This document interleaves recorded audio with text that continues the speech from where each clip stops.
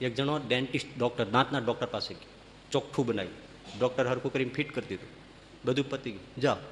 ઓલો બહાર જઈને બેઠો, તે ડૉક્ટર આમ કાચમાંથી જોઈ રાખે, ઓલો હજી જાતો જ નથી, બધું પતી ગયું, ચોખ્ઠું દેવાઈ ગયું, બધું થઈ ગયું, પૂરું થઈ ગયું, જતો કાં નથી?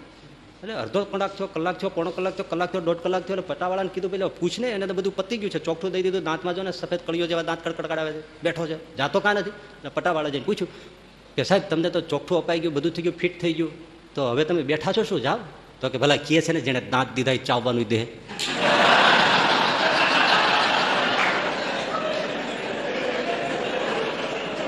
એટલે બેઠો છું.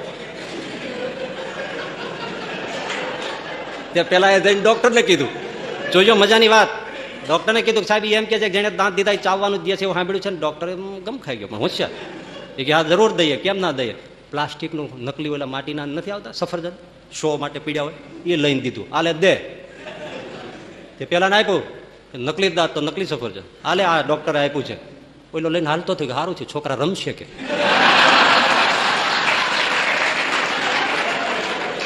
મારે કહેવાનું એ છે કે નકલી દાંત આપનારો ડોક્ટર પણ કંઈક આપે તો અસલી દાંત આપનારો ઘનશ્યામ કેમ ના આપે?